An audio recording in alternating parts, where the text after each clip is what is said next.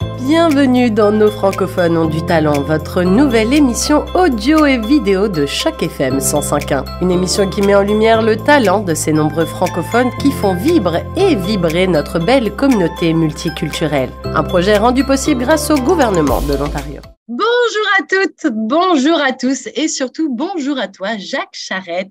Tout d'abord, un grand merci d'avoir accepté notre invitation sur les ondes de Choc FM 105.1.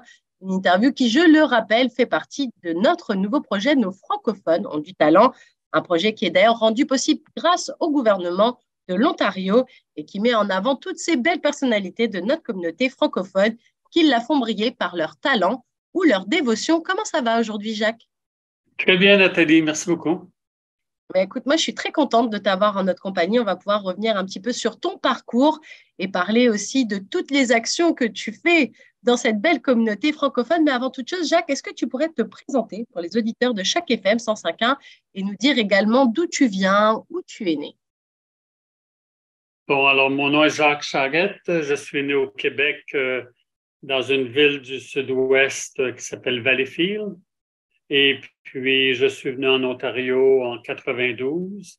Et puis, je suis directeur général de Francophonie en Fête et directeur adjoint et responsable de la logistique au Salon du Livre de Toronto.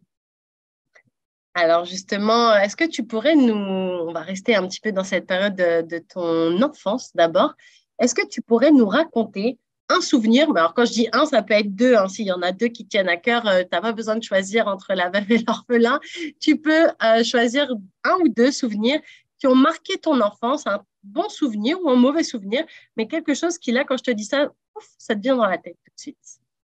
Des souvenirs d'enfance tout petit? Ben, écoute, j'ai eu une enfance heureuse à Valleyfield. Et puis, je me souviens les batailles que je faisais avec ma sœur Maryse, beaucoup. C'était des lancements d'oreillers, hein, et dans la cour aussi. Mais franchement, une enfance sans souci, et puis avec des parents extraordinaires. Alors, non, rien de spécial, en fin de compte. Bon, après mon enfance, j'ai étudié au Collège Bourgette à Rigaud.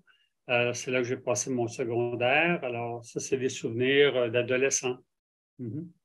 Et alors, justement, quand tu étais plus jeune, dans quoi tu te rêvais? Parce que c'est vrai que quand on est enfant, on se dit, ah, plus tard, je ferai ci, je ferai ça de ma vie. Il y en a, ils se rêvent, je ne sais pas, chercheur, astronaute, docteur. Toi, tu te rêvais à quoi, Quand tu Jacques? es tout petit, hein, tu adores les sucreries. Alors, euh, j'aidais tous les dimanches à faire les pâtisseries, les desserts, et puis, bon, je voulais être pâtissier. Bon. Mais là, j'ai moins le goût sucré. Donc, tu t'es peut-être, maintenant, ce serait plus chef cuisinier que pâtissier, alors. Oui, je cuisine. Bon, mais je suis pas. Ben, j'ai eu un restaurant et un dépanneur euh, quand j'étais adulte au Québec. Euh, mais donc, je faisais un peu la cuisine. C'était cuisine familiale dans un lieu de camping, je dirais, d'été. Ouais. Et c'était quoi ta spécialité? Non, c'était cuisine maison, hein. Mais vu que j'avais voyagé beaucoup, je revenais avec des idées comme les smorgasbords norvégiens et suédois. Et puis, je mettais tout sur des sandwichs grillés. Alors, les gens adoraient ça. Mais oui, je ramenais des idées de mes voyages. Ouais. Alors justement, là, tu m'as ouvert une grande et belle porte. Tu parles de voyage. À partir de quand tu as commencé à voyager et où tu as voyagé? Parce que là, tu as piqué ma curiosité, là, ça y est.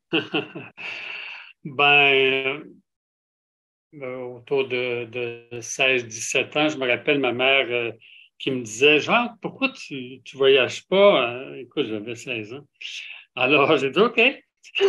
Alors, avec 50 $ dans les poches, j'ai fait le tour pendant 6 semaines, le tour de la Gaspésie, l'île du Prince-Édouard, la côte nord du Québec. Je mangeais des sandwichs de sardines et puis des sandwichs de beurre d'arachide et tout. Et je faisais de l'autostop.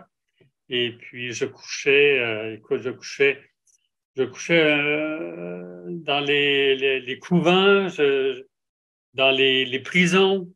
Je Dans me les rappelle, prisons?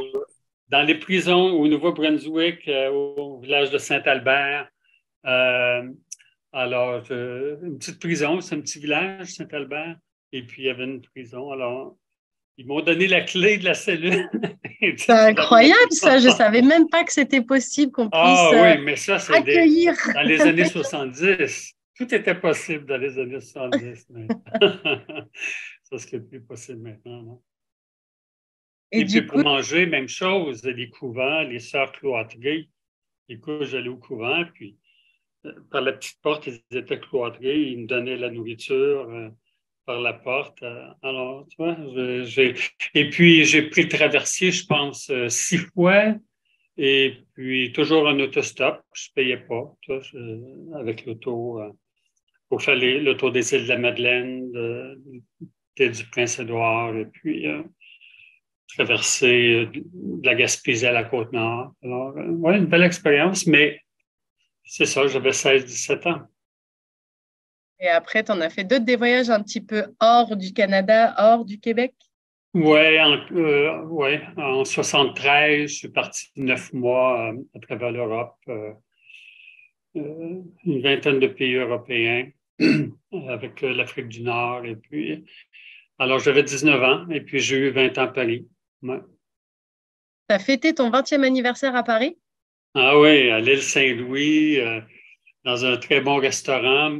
Ma mère était venue en voyage avec une amie et puis moi j'étais en Grèce. Elle leur a dit, si tu veux qu'on se voit pour ton anniversaire, descends à Paris.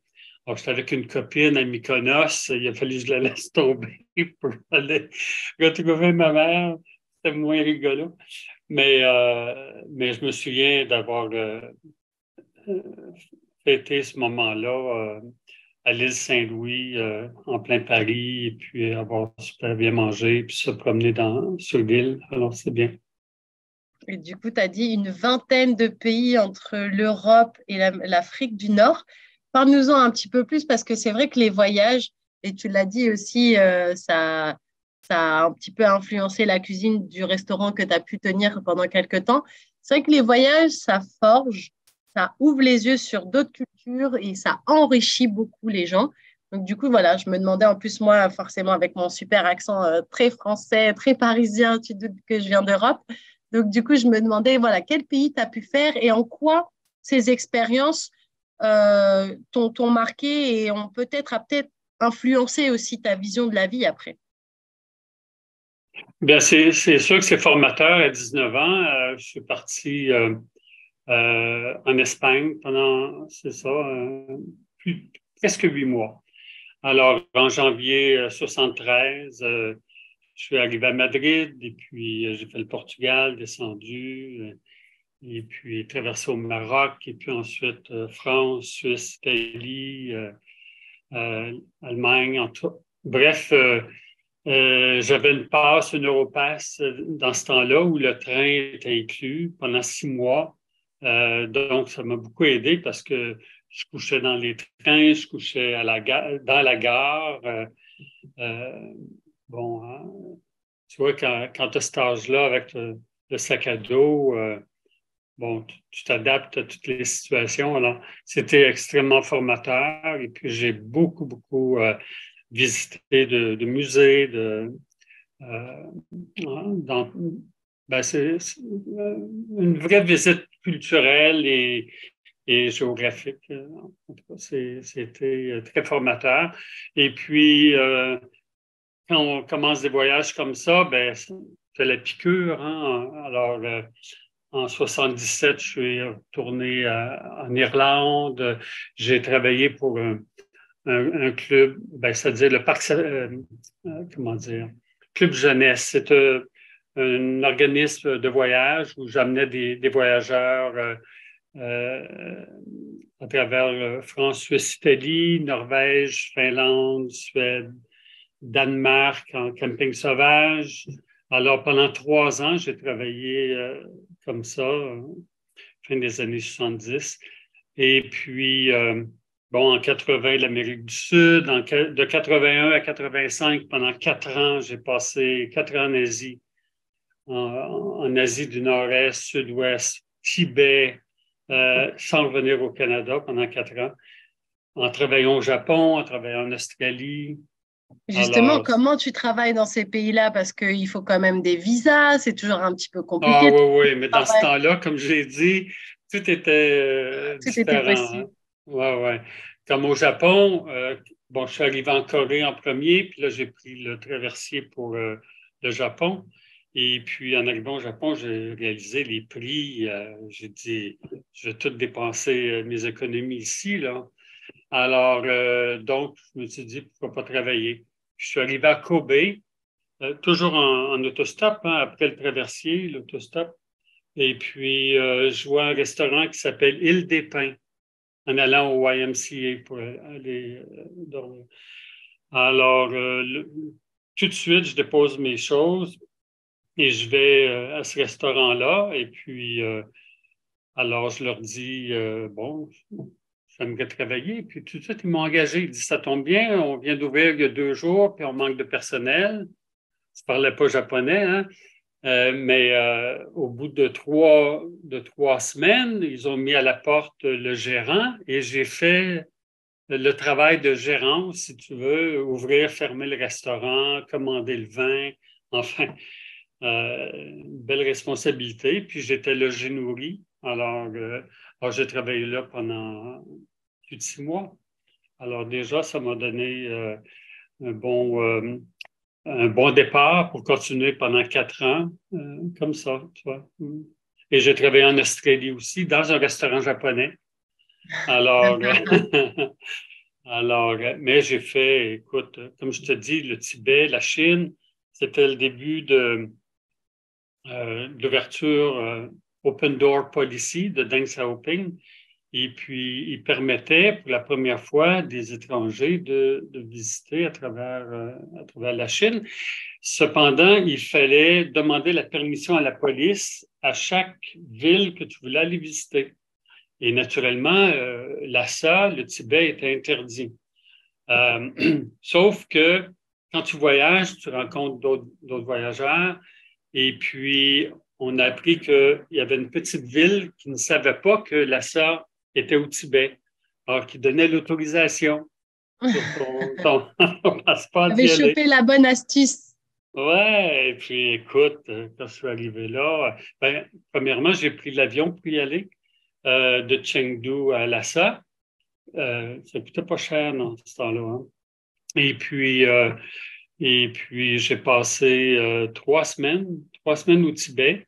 Et puis, je n'étais pas censé être là. Hein. Alors, les Tibétains, ils n'en revenaient pas. Quelqu'un seul qui n'était pas entouré de tous la, pas la sécurité, mais les contrôles policiers, là, d'habitude, quand il y a des groupes, ils sont suivis par... alors, seul, et puis j'avais trouvé un petit hôtel à 75 sous la nuit.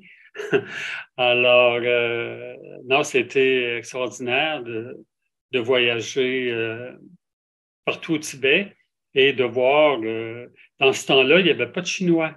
Maintenant, je regarde les reportages et puis c'est terrible, toute l'invasion chinoise qui a eu lieu au Tibet où les Tibétains perdent leur langue et leur culture maintenant. Mais quand j'étais là, on m'invitait dans les cellules des moines, dans les temples, et puis on me montrait dans les murs les cicatrices des balles quand il y a eu l'invasion chinoise au Tibet ou le Dalai Lama a dû partir. Et puis, même si je ne parlais pas, naturellement, je ne parle pas le tibétain, mais je comprenais tout par les gestes. Hein? Alors, c'est une super expérience parce que maintenant, tu ne peux pas aller au Tibet. C'est impossible. Et puis, même en groupe organisé, tu ne peux pas visiter le Tibet. Alors, ben, c'est-à-dire que oui et non, il y a un train maintenant qui a été construit. Mais enfin, ce que j'ai été, mais ça prend les autorisations difficiles à obtenir. Mais ce que je veux dire, c'est que c'était une découverte extraordinaire d'être au Tibet. Ouais. Et j'ai fait tout le tour, bon, naturellement, la Thaïlande, les Philippines, etc. L'Inde, j'ai fait un petit peu de commerce en Inde. Bon, j'achetais du corail à Taïwan et puis en Inde, je le faisais transformer en bijoux. Je le revendais à Singapour et tout. J'ai ramené certains de ces bijoux-là ici après mon voyage en 85 et puis j'ai pu en vendre à Montréal, à New York, dans les bonnes, parce que c'était du corail extrêmement rare. Enfin, j'ai roulé ma bosse, comme on dit, tu vois. Bah ouais, justement. Et du coup, donc tu fais tous ces voyages et puis tu reviens au Québec, au Québec, ouais, ou tu viens directement en Ontario pour t'installer ensuite. Ben, c'est-à-dire, je suis retourné aux Philippines en 88 et puis j'ai rencontré, bon, parce que mon commerce, c'est-à-dire le restaurant que j'avais, le dépanneur, je travaillais pendant l'été et l'hiver, je voyageais. Donc, pendant 3-4 ans, j'ai fait la navette de 86 à 90, 91, 6 mois au Québec et 6 mois aux Philippines. Et puis, j'ai rencontré une femme là et puis on a eu un enfant. Alors, cet enfant-là, Yannick, qui a maintenant 33 ans, vit avec moi ici à Toronto, mais je n'ai pas marié la mère, j'ai ramené, parce que je ne voulais pas me marier, mais comment dire, mais on reste en très bons termes maintenant, et puis Yannick et moi, on a visité sa mère à 2 reprises, et puis on communique et tout. Mais c'est ça, je suis revenu avec Yannick en 91 au Québec et puis en 92, je m'en venais en Ontario en 92. Qu'est-ce qui motive ton choix à ce moment-là? Le Québec, c'était devenu trop petit pour toi? Non, non, non.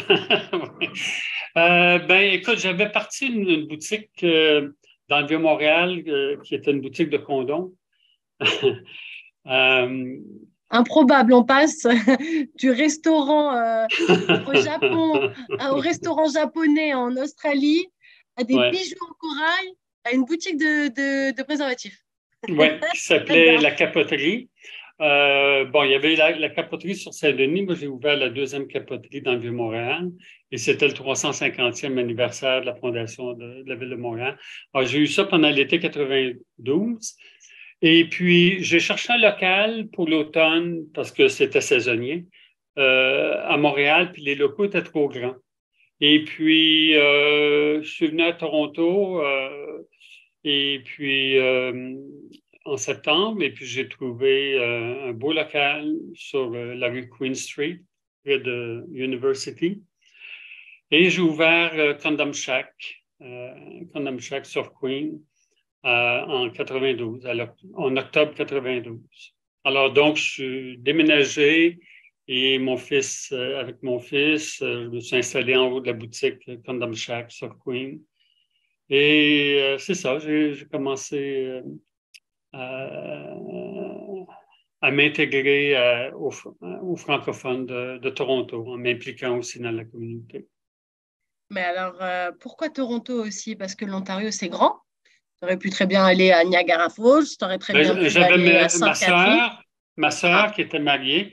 Et puis, ce qui a aidé au niveau du local, c'est que le propriétaire était mon beau-frère, c'est-à-dire le mari de ma sœur. Et donc, il m'a donné des bonnes conditions pour débuter, en habitant en haut, sans frais, puis un loyer raisonnable. Donc ça a beaucoup aidé à partir la business. Et j'étais bien situé suite en sortant du métro Osgood. Alors c'est ça. Donc, Donc, je me suis installé et puis je suis ici. Je me considère presque franco-ontarien maintenant. Bah Ouais. ouais, parce que ça, si c'est 92, moi je suis née en 91, donc je fais le calcul, ça fait quand même de bonnes années Ouais, que tu es ouais. ici. Mais du coup, ça ressemblait à quoi la communauté francophone dans ces années-là? Parce que c'est vrai que la communauté francophone, contrairement à certaines communautés, elle n'est pas forcément très visible. Les gens ont tendance à se parler en anglais, puis après, des fois, on entend comme un accent, on se dit, tu parles français? Et les gens disent, ah oui. Mais c'est vrai qu'on n'est pas forcément une minorité très, très, très visible. Et je me demandais à quoi ça ressemblait, cette belle communauté francophone dans les années 90 à Toronto. Bien,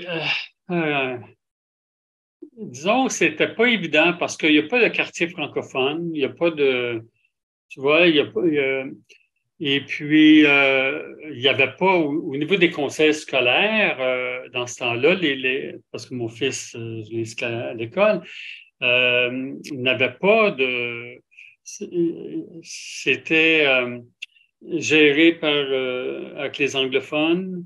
Et puis donc, je me rappelle Annie Dell, qui était conseillère municipale dans ce temps-là, a poussé beaucoup, conseillère, pas municipale, conseillère scolaire, excuse. Et puis elle a poussé beaucoup pour que les conseils scolaires, comme Mon Avenir et Viamonde, puissent, se détacher, si tu veux. Dans ce temps-là, ça s'appelait CSSSD pour les catholiques. Enfin, mais donc, il y avait pas encore beaucoup d'organismes structurés, si je peux dire. Il y avait, je pense, quand même l'ACFO, mais ça, c'était pas un outil aussi fort que maintenant avec l'Assemblée de la francophonie et tout ça. Alors, donc, moi qui étais venu en Ontario pour une raison commerciale, commencer Condom Shack, je me suis dit, je me ferai pas assimiler, c'est pas vrai. Alors, j'ai commencé à débuter les soupers francophones, euh, des rencontres informelles autour d'un verre. Il y avait des fonctionnaires qui organisaient ça, mais c'était tout petit, dans le sens où ils étaient une dizaine. Et puis, je suis allé à leur souper. Et puis, j'ai pris en main cette idée-là, et puis je l'ai fait grandir. Puis on se retrouvait, les soupers francophones, là, à chaque mois, excuse-moi, je trouvais un restaurant. Le repas était comme 20 $, taxes et services inclus, repas complet. Et puis, Restaurant on francophone changeait ou de pas du tout? restaurant à chaque fois, tu vois. Et puis on se retrouvait 50, 60 dans le restaurant. Vraiment, c'était très populaire. Et puis, après les soupers francophones, ben, j'ai commencé, j'ai fait les soupers d'homard. J'ai Les commencé soupers de homard? les soupers d'Oma. Ouais, j'ai commencé ça en 93, un an après avoir commencé les soupers francophones. J'ai fait les soupers d'Oma à chaque mois de juin. Et puis, écoute, là, on se retrouvait. Ça a commencé sur une table de pique-nique dans les beaches la première année, mais ça a grandi là, dans les restaurants et puis ensuite sur la croisière, une croisière souper d'Omar. Ça a duré 25 ans, ben 26 ans en fin de compte, de 94 à 2019, juste avant la pandémie. Et puis, pendant une dizaine d'années, c'était sur un bateau de croisière. Donc, on faisait le tour des îles et puis on mangeait du homard que faisais venir en avion des îles de la Madeleine. Ça, c'est du homard, c'est le meilleur homard euh, au Du Canada, monde. certainement. Oui. Pardon? Du monde? Non, les Bretons ont du bon homard, mais enfin, mais les pinces et tout. Enfin, Et puis, le souper d'Omar croisière, écoute, on était 200, 225 sur le bateau à chaque année. Et puis, mais la pandémie faisant son chemin, ben, il a fallu arrêter ça. Puis, j'ai pas recommencé à refaire les soupers d'Omar. Je me dis, tout comme une autre activité que j'organisais qui s'appelait les mercredis francophones. Alors, ça aussi, ça a duré 25 ans, euh, presque 26 ans. Les mercredis francophones, c'était dans un pub. J'ai commencé au Saint-Tropez sur la rue King, et puis ensuite... Auditif, qui n'existe plus maintenant. Qui n'existe plus. Et puis, les derniers, pendant 15 ans, c'était pendant 19 ans, dans le fond, j'ai commencé en l'an 2000, au Bedford Academy, qui est un pub près du métro Saint-Georges. Et puis, ça, on se retrouvait une centaine facile dans les mercredis francophones. C'était très informel. Tu arrivais, tu te présentais, il n'y avait rien d'organisé comme tel, mais ça solidifiait beaucoup des amitiés, des gens nouveaux arrivants qui arrivaient. J'avais une petite annonce dans l'Express, souper francophone. Pas souper, mercredi francophone. Et puis, ça menait toujours à chaque semaine des gens nouveaux. Et puis, il y a des gens là-dedans qui se sont mariés, qui ont rencontré. Tu vois, alors, c'était un beau lieu de rencontre. Ouais. Et puis quoi l'idée, c'était quoi le déclic pour lancer ces mercredis francophones? Qu'est-ce que tu t'es dit? Tu t'es dit, les soupers d'Omar, ça ne revient pas assez vite, donc on va faire un truc tous les mercredis? Exact. Oui, avec les soupers francophones qui avaient lieu quand même à tous les mois. Le souper d'Omar, c'est une fois par année, mais à tous les mois, c'est le souper francophone. Oui, les gens m'ont dit, il n'y a pas d'endroit pour les francophones de se rencontrer régulièrement. Ben, OK, on va en partir un. Alors, c'est ça. L'idée, c'était moins formel qu'un souper, d'avoir un lieu de rencontre à tous les mercredis. Alors, et la pandémie, tu vois, maintenant, le Bedford Academy est fermé, n'a pas réouvert. Alors, tu vois, encore là, je me suis dit, bon, ça fait son temps. Ça a duré 26 ans. Oui, c'est vrai. 26 ans, tout ça, tu vois. Alors, donc c'est ça. C'est un petit peu mon implication dans la francophonie, de faire en sorte qu'il y ait un lieu de rencontre où les francophones, vu qu'il n'y a pas de quartier francophone, qu'il y ait cette possibilité-là de socialiser en français. Mais justement, ça te vient d'où cette envie justement d'être un peu l'élément rassembleur, si je peux me permettre, de dire, on est à Toronto, on n'arrive peut-être pas à bien se retrouver les uns les autres, donc du coup, je vais prendre ce truc en main. Pourquoi cette francophonie, elle te tient tant à cœur? Comme j'ai dit tantôt, je ne voulais pas me faire assimiler. Parce que je voyais bien, il y a des gens qui, après quelques années à Toronto, qui avaient de la difficulté à parler français. Puis j'ai dit, moi, je ne veux pas que ça m'arrive. Alors, qu'est-ce que tu veux? Il n'y avait rien qui existait. Ben, j'ai dit, je vais le partir. Comme ça, le souci de fortifier cette francophonie-là qui était fragile. Elle est un peu moins, mais écoute, avec les médias sociaux, l'Internet maintenant, c'est pas évident de garder les jeunes. Tu vois. Bon, moi, je suis chanceux dans le sens que mon fils, toujours, je lui ai parlé en français. Même les gardiennes étaient francophones. Toujours éducation en français et tout. Alors, il est parfaitement bilingue maintenant. Tu vois, il parle aussi avec aucun accent en français et en anglais. Mais il y a beaucoup de francophones à Toronto et des Français qui se disent, je veux envoyer mon enfant à l'école en anglais ou parce que je veux qu'ils apprennent l'anglais, crains pas. Ils l'apprennent automatiquement, c'est un virus. Hein? C'est Alors, ça, il faut un au virus. contraire pousser seulement le français, seulement le français. C'est comme ça que, que, que tu peux être vraiment bilingue et puis être aussi à l'aise en français et en anglais. Sinon c'est dangereux. Oui, Ouais. puis c'est difficile aussi de... Moi, je le vois, je suis née en France, j'ai toujours vécu en France, je suis ici depuis 5 ans et demi. Et quand je visite ma famille ou que je les ai au téléphone, des fois, il y a certaines expressions qui Ouais.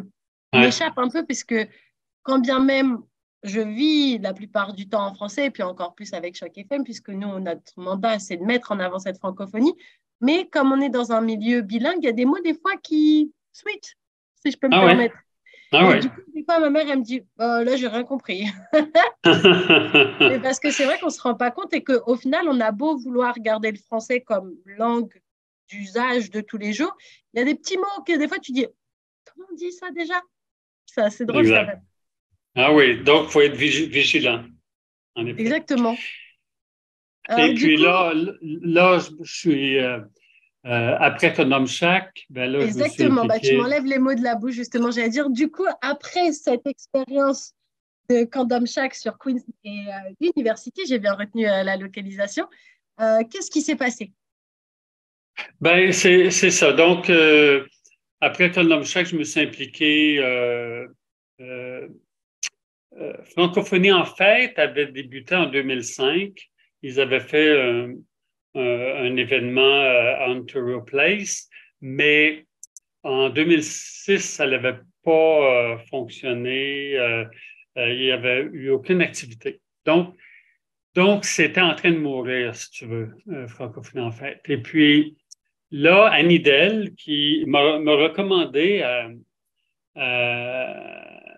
aux gens de Francophonie en fête, c'est-à-dire aux fondateurs, euh, Michael et Steve Murphy.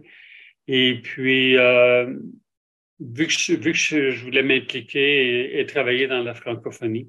Alors, donc, j'ai été engagé en janvier 2017 et puis j'ai continué en organisant le deuxième festival, si tu veux, euh, de francophonie en fête et je suis directeur général depuis ce temps-là. Alors, j'ai comme éviter que Francophonie en fait disparaisse. Et puis, donc, c'est un organisme à but non lucratif. Et puis, on obtient des subventions. C'est moi qui écris les subventions, les demandes de subventions. Et puis, il y a des spectacles gratuits en majorité, mais payants aussi. Alors, ça donne un revenu qui fait que l'organisme est en très bonne santé maintenant. Ouais. Alors justement, tu en as organisé une ribambelle, si je peux me permettre, d'événements Ouais. comme ça. C'est quoi ton meilleur souvenir d'un des événements que tu as pu organiser au cours de ces longues années? Ça peut être une rencontre avec un artiste que tu as fait venir ou Ah, avec, je ne sais pas, ben, le les traiteur, artistes, peu écoute, importe. il y en a eu tellement, tellement. Et puis, j'essaie toujours de faire venir un artiste d'envergure québécois à chaque année. Bon, écoute, Robert Charlebois, Jean-Pierre Ferland, Claude Dubois, Mes Aïeux, Les Trois Accords, Les Cowboys Fringants, Corneille, Diane Tell, Zachary Richard, Daniel Lavoie, les Haïtiens Bookman Experience. Puis là, je fais venir la compagnie Créole le 28 mars, dans un mois et demi. Alors, donc c'est comme toutes des rencontres extraordinaires de faire venir des vedettes aussi connues, tu vois. Alors, donc, c'est enrichissant. Et puis, parallèlement à ça, à Francophonie en fait, je suis aussi directeur adjoint et responsable de la logistique au Salon du Livre de Toronto depuis 2009. 2009. Alors, donc, ça fait 13-14 ans. Alors, là, ça a le lieu à l'Université de l'Ontario français. la deuxième année. Le Salon du livre va avoir lieu dans un mois et demi, là, du Oui, 2 les dates, au... c'est du 2 au 5 mars. C'est ça, 2023, à l'Université de l'Ontario français, et c'est gratuit. On fait venir euh, des maisons d'édition, des auteurs, il y a des ateliers. Et cette année, on fait venir les ados des écoles secondaires en visite, le vendredi 3, 3 mars. Et puis, c'est les journées familiales le samedi et dimanche, 4 et 5 mars. Alors, je suis content d'être impliqué dans ces deux organismes-là. Un au niveau spectacle avec Francophonie en fête et l'autre au niveau littérature franco-ontarienne et francophone en général du Salon du livre de Toronto. Alors, on est plus ou moins sorti de cette affaire, en tout cas, je l'espère, mais il y a eu cette méchante pandémie qui nous a frappés pendant de nombreuses éditions, si je dois parler d'un point de vue événement. Et d'ailleurs, je me demandais comment toi, tu as vécu cette période, parce que c'est vrai que quand le cœur de ce qu'on fait, c'est de faire réunir des gens pour qu'ils s'amusent, pour qu'ils vivent des moments en dehors de chez eux, et que là, on se retrouve cloîtrés chez nous à avoir comme grande ligne partout, c'est restez chez vous, restez à la maison, ne faites rien, ne voyez plus personne, masquez-vous, enfin, on se rappelle, hein, c'est le moment pas cool. Du coup, je me demandais, Jacques, comment toi, tu l'as vécu cette période de pandémie? Ben, francophonie, en fait, on a dû faire des spectacles en ligne, le festival en ligne, comme Grégory Charles, entre autres. Bon. Mais on était super chanceux de pouvoir, dès septembre 2021, de pouvoir revenir en présentiel le festival gratuit en plein air au Bentway, en dessous du Gardener.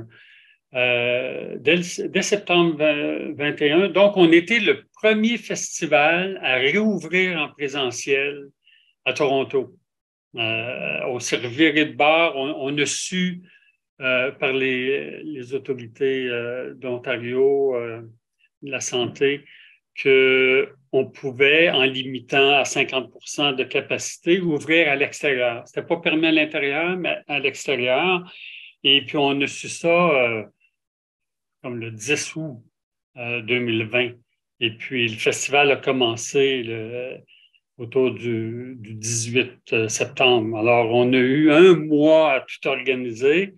Et puis, c'était un super succès pendant 4 jours. Et puis c'est ça. Donc, et puis l'année dernière aussi, on a retourné au Bentway avec les spectacles gratuits. Et cette année encore, c'est toujours au Bentway.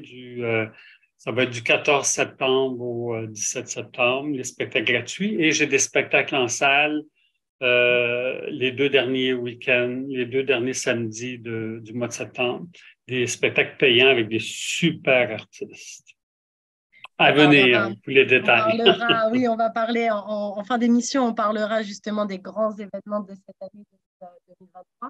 Et du coup, je me demandais quels étaient les retours que tu avais des gens qui avaient l'habitude de venir sur les événements en présentiel et qui d'un coup se voyaient être en ligne. Est-ce qu'il y a des gens qui se sont plaints ou au contraire, ils étaient contents de quand même pouvoir participer à l'événement, même si c'était un peu réinventé?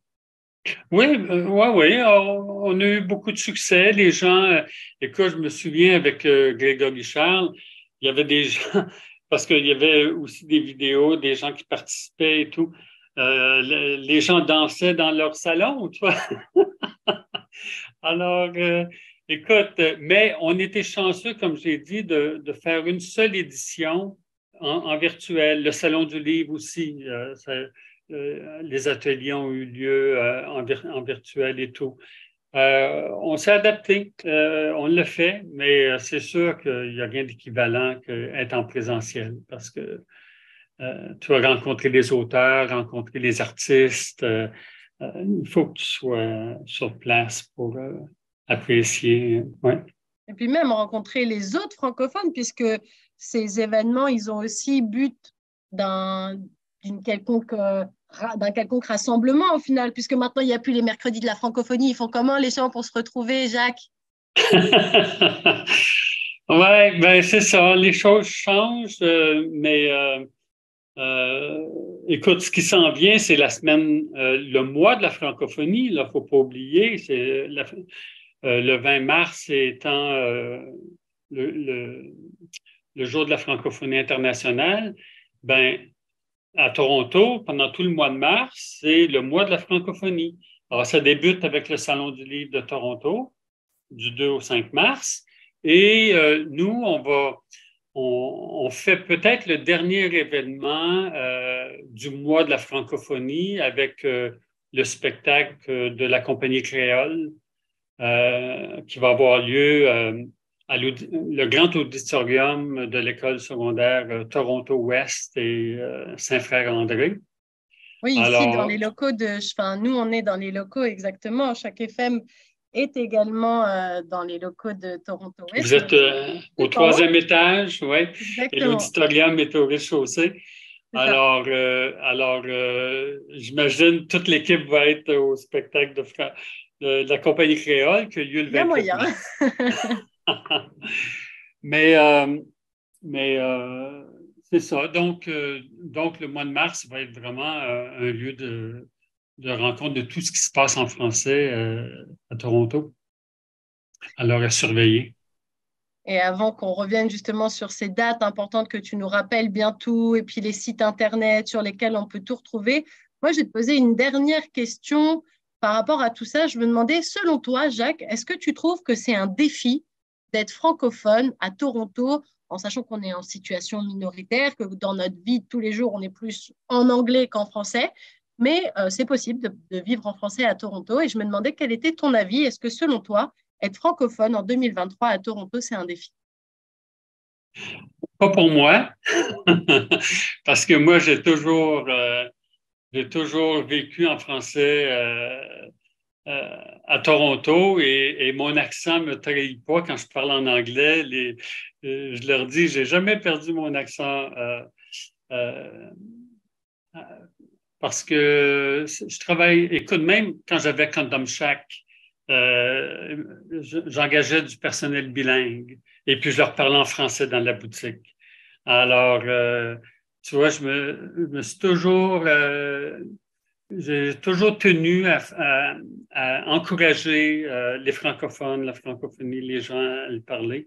Et puis, alors, c'est sûr qu'il faut faire l'effort, il faut, mais il faut toujours être conscient que c'est fragile. Et puis si on, comme les services en français, quand tu appelles le gouvernement de l'Ontario et tout, ça, il faut peser français sur le bouton. Euh, Sinon, comment tu veux que des gens bilingues ou francophones, ces services-là existent, mais il faut les utiliser, sinon ils vont disparaître. Alors, tu vois, c'est une implication de tous les jours de vivre en français à Toronto, de, de, de prendre sa place, comme dit la chanson. Alors, prenons notre place et soyons fiers et faisons de grandes choses dans cette francophonie torontoise. Oui. Alors, Jacques, Tous ensemble. est-ce que, Jacques, avant de se quitter, tu peux nous rappeler les grands événements de 2023? Tu nous as parlé du mois de la francophonie avec ce concert incroyable de la compagnie créole le 28 mars prochain. Il y a d'autres événements qui s'en viennent tout au long de cette année 2023 qui vient juste de démarrer. Est-ce que tu peux nous en parler un petit peu dans les grandes lignes de ce qui nous attend? Bien, Francophonie en fête va avoir lieu du 14 septembre au 30 septembre. Donc, avec 4 jours de festivités gratuites en plein air au Bentway, sous l'autoroute Gardiner, qui est un endroit extraordinaire. Il y a un amphithéâtre et puis Alors, donc, et puis c'est à l'abri du soleil et s'il y a de la pluie aussi. Alors, ça, c'est fantastique comme lieu. Tu n'as pas l'impression d'être sur une autoroute. Tu as vraiment l'impression d'être dans la nature. C'est vraiment spécial. Alors, au Bentway du 14 au 17 septembre et les 2 spectacles en salle que j'ai parlé, le samedi 23 et le samedi 30 septembre, avec, je ne dis pas la programmation, mais ça va être... Nous laisse le suspense, laisse-nous un petit peu de suspense, comme ça les gens iront sur les sites Internet pour regarder. Puis il y a le Salon du Livre aussi qui arrive début mars, donc du 2 au 5, et puis le concert aussi de la Compagnie Créole le 28 mars, c'est bien ça? C'est ça. Alors, du 2 au 5 mars, le Salon du Livre, c'est gratuit. Alors, mais les visites, c'est vraiment du 3 au 5 mars, parce que le 2, c'est la mise en place des stands et tout. Alors, ça va être 2 fois plus grand que l'année passée. Et puis, plus d'éditeurs. Et puis, c'est le 30e Salon du Livre de Toronto. Donc, ça va être, on invite des gens extraordinaires, des auteurs, des artistes aussi, des musiciens. Alors, ça va être vraiment une super édition à ne pas manquer du 2 au 5 mars. Et puis, c'est ça, la Compagnie Créole, les billets sont en vente sur le site francophonie-en-fête.com. Et puis, les billets sont en vente. Et puis, ça se vend très bien. Ça se vend très bien. Alors, l'auditorium contient 650 personnes. Alors, et puis, il y a de l'espace pour danser dans cet auditorium-là. Et puis, on va l'aménager au niveau du son pour que vraiment ça soit... qu'on ne reconnaisse pas l'auditorium dans le sens... on a des très bons... comme Laurence Saint-Onge est notre directeur technique, mais aussi le président de Francophonie en Fête. Et c'est un ingénieur de son extraordinaire. Et puis, on va embellir cette salle pour la rendre au niveau acoustique superbe. Alors, ça va être la fête avec la Compagnie Créole le 28 mars. Eh bien, écoute, les rendez-vous sont pris. Encore un grand merci, Jacques Charette, d'avoir été en notre compagnie aujourd'hui et de t'être prêté au jeu de cette interview portrait dans le cadre de notre nouveau projet qui s'intitule Nos francophones ont du talent. Je rappelle que c'est un projet qui est rendu possible grâce au gouvernement de l'Ontario. C'était Nathalie Stalmeron avec vous et avec Jacques Charette. Encore un grand merci, Jacques. À bientôt. Au revoir, Nathalie. Merci. Au revoir.